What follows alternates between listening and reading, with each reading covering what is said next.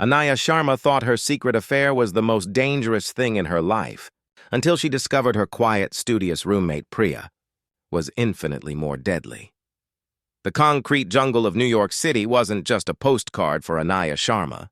It was a physical shock to her system, a glorious, overwhelming cacophony of honking yellow cabs, shouting street vendors, and an energy that vibrated up through the soles of her worn-in shoes.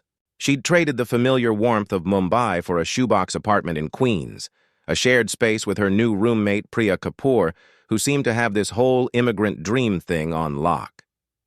Priya was studious, serene, a queen of organization with a perfectly mapped-out future. And then there was her boyfriend, Jake. He was the human embodiment of New York cool, chiseled, with a laid-back confidence that filled the small living room.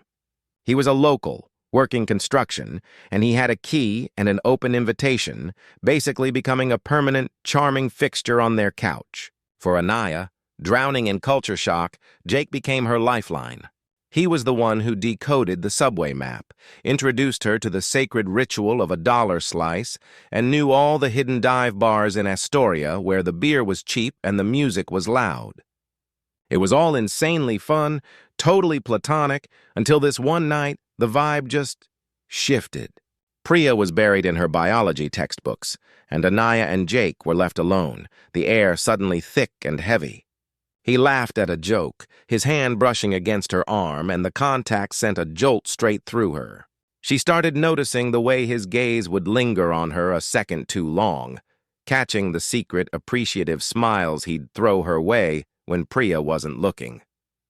That silent, illicit attention was a drug more potent than any city skyline, and Anaya, hungry for validation in this terrifying new world, started craving the hit. She began spending more on clothes, putting more effort into her makeup, subtly leaning into the unspoken tension that now hummed constantly in the apartment. She was playing a dangerous game, completely mesmerized by the forbidden flame. Too naive to understand, she was already dousing herself in gasoline. The line between friendship and something more treacherous blurred not with a declaration, but in the quiet, charged spaces they carved out for themselves. It was the deliberate brush of his fingers against hers when he passed her a coffee, the low, conspiratorial tone he'd use when Priya was in the other room, the way he'd compliment her new dress with a heat that felt anything but casual. Anaya's conscience screamed, a shrill alarm she became an expert at ignoring. The thrill was a louder, more seductive voice, whispering that this connection was special, that she was special. Their first real hookup was a product of calculated opportunity. Priya was visiting family in New Jersey for the weekend, and what started as a group hang with Jake and his buddy Mark quickly dissolved into a private party of two after Mark called it an early night. One bottle of whiskey later, and every unspoken rule was shattered on the very couch where Priya usually studied. The guilt was immediate and nauseating, but it was instantly overpowered by the addictive rush of the secret. After that, the deception became their second language. Anaya's phone became a vault of hidden texts, their meetups shifting to anonymous, slightly seedy motels in Brooklyn where no one asked questions. She mastered the art of the fabricated alibi, her study groups and library sessions becoming a well-rehearsed cover story. Jake, meanwhile, was a virtuoso of the double life, feeding Anaya just enough affection and dangerous excitement to keep her addicted, all while maintaining his perfect, dependable boyfriend facade for Priya. He loved the control, the game of it all. But for Anaya, the high was starting to wear off, replaced by a gnawing paranoia. She was no longer just playing with fire. She was standing in the center of the blaze, and the first lights of real fear were starting to cut through the smoke. Priya Kapoor wasn't a fool. The vibe in her own apartment had shifted into something foreign and tense, a silent, cold war fought with stolen glances and phones clutched a little too tightly. Jake, her once attentive boyfriend, had become a ghost, his texts short and distant, his excuses for being late flimsy and coated in a sheen of casual indifference. Anaya, her once friendly roommate, had morphed into a jittery, evasive stranger, her schedule a labyrinth of unexplained absences and sudden, overly detailed explanations about group projects Priya never saw her work on. The trust she had meticulously built with both of them was fracturing, and her gut, a relentless alarm bell, screamed that her entire world was built on a lie. She tried to rationalize it, blaming the immense pressure of her pre-med program, but the dissonance was a constant low hum of dread she couldn't silence. Then came the gut punch, delivered not with a scream, but with a quiet metallic glint. While searching for a lost remote, her fingers brushed against a small silver stud earring, wedged deep between the cushions of the couch they all shared. It was delicate, unfamiliar, and definitively not hers. The discovery froze the air in her lungs, transforming her suspicion into a cold, hard certainty that settled in her bones. This wasn't just paranoia.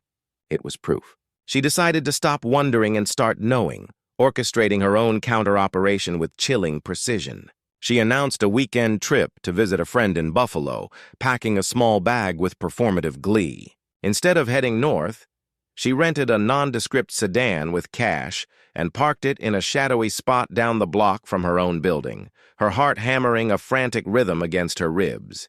The hours crawled by, each minute a fresh cut of doubt and hope. And then, as the streetlights flickered on, her front door opened. There they were, Jake and Anaya.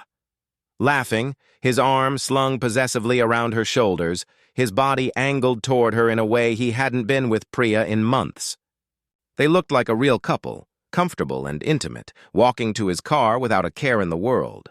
The visual of their betrayal was so visceral it felt like a physical blow, stealing the breath from her lungs and leaving a cavernous, hollow silence in its wake. The initial searing pain didn't last. It was instantly flash-frozen into something else, something far more dangerous, a cold, crystalline, and absolute rage. This wasn't a heartbreak to be wept over. It was a war crime, and she was now a general drafting the battle plans for a revenge that would be as final as it was brutal. The night air in Red Hook carried a sharp, metallic tang of the sea and old industry, a fitting backdrop for the trap about to be sprung. Mark's voice had been convincingly urgent over the phone, spinning a tale about a last-minute, cash-only job moving hot materials from an abandoned warehouse. And Jake, always chasing an easy dollar, took the bait without a second thought.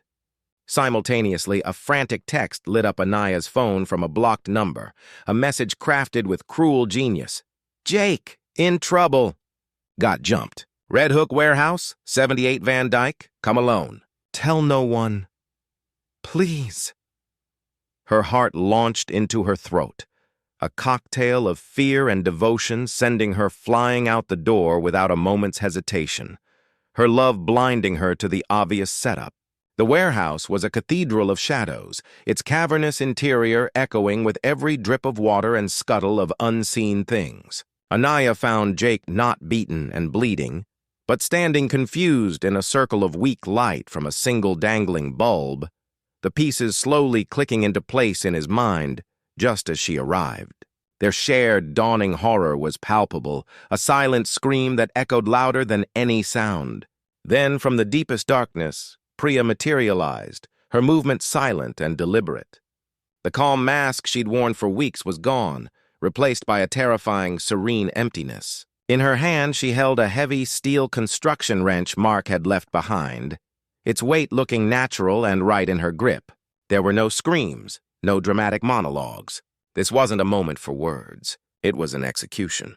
Jake started to speak, his voice a shaky attempt at an apology, a reason, a deal, but the words were just empty noise. Priya's eyes, cold and flat, never left his. She took a step forward, the wrench rising not with hysterical rage, but with the chilling purpose of a hammer coming down on a nail, the first blow landing with a sickening, wet crack that severed all ties to the world they knew and ushered in a new, brutal reality of pure, unforgiving consequence. The warehouse door creaked open to a scene straight out of a nightmare, the coppery stench of blood hitting the first responders like a physical wall. Mark's 911 call had been a jittery, incoherent mess, a symphony of panic that led them to the carnage. Inside, under the grim, flickering light, Jake lay still in a dark, spreading pool, his skull a brutalized mess. A few feet away, Anaya was barely clinging to life, her body broken and battered, her shallow breaths the only sign she'd survived the initial slaughter. The media pounced on the story with gleeful ferocity. International love triangle erupts in bloodshed, and Queen's roommate rage became tabloid headlines, a sordid, sensationalized drama that was a total ratings bonanza. Priya Kapoor, the brilliant, vanished med student, was now the city's most wanted, her photo plastered everywhere as an ice-cold killer. Detective Maria Flores, a veteran with a gut that rarely steered her wrong, surveyed the brutal scene and felt the narrative didn't quite fit. The sheer, unrestrained violence felt less like a crime of passion and more like a butcher's work, a rage that went way beyond a simple confrontation. Mark was their star witness, a shaken, pale mess who confessed to the setup but swore on everything holy he never meant for anyone to get hurt, painting Priya as the sole, calculating architect of the bloodbath. But Flores and her partner dug deeper, pulling phone records and financials, and a chilling pattern emerged. Priya hadn't just snapped. She'd been preparing. She'd systematically drained her bank accounts over the previous month and, most damningly, purchased a one-way bus ticket to Montreal under an alias for the morning after the murder. This wasn't a messy, emotional breakdown. It was a meticulously planned exit strategy. The final piece of a puzzle that pointed to a mind so cold and calculated it sent a shiver down the seasoned detective's spine. The hunt was no longer for a heartbroken girl. It was for a phantom who had executed her plan and vanished into thin air. The case was threatening to go ice cold, Priya Kapoor having seemingly vanished into the very air until a meticulous forensics tech, re-examining the bloody wrench for the 5th time, made a discovery that sent a shockwave through the entire investigation. Lifted from the grip, superimposed over Priya's, was a second, fainter set of fingerprints, a perfect match for Mark. Confronted with this undeniable evidence in the sterile, suffocating interrogation room, Mark's carefully constructed story shattered like glass. The White Knight persona crumbled, revealing the festering jealousy he'd carried for years, the deep-seated resentment toward Jake, who always got everything, the girls, the confidence, the easy life. He confessed that Priya's plan to scare them had been the perfect catalyst, but his own rage had taken over. He'd arrived at the warehouse early, the sight of Jake waiting for Anaya igniting a fury he couldn't control, and he was the one who had swung the wrench first, landing the brutal fatal blows. Priya had arrived later, witnessing his handiwork, and the violence had escalated into a chaotic nightmare with Anaya. But Detective Flores, her instincts screaming that the puzzle was still incomplete, followed a digital breadcrumb trail to a private, encrypted blog Priya had maintained. The final entry, time-stamped the night of the murder, laid out the horrifying, masterful truth. Priya had known about Mark's obsessive nature all along. She hadn't just set a trap for her cheating boyfriend and roommate. She had meticulously baited a trap for Mark himself, manipulating his volatility and positioning him as her unwitting weapon. She predicted his explosive jealousy would do the dirty work for her, and her struggle with Anaya was merely the messy cleanup. The blog ended not with remorse, but with a chilling declaration of victory. She hadn't just committed the perfect crime. She had directed it from the shadows, her hands technically clean, her revenge so complete and so cold-blooded it redefined the very meaning of getting away with murder.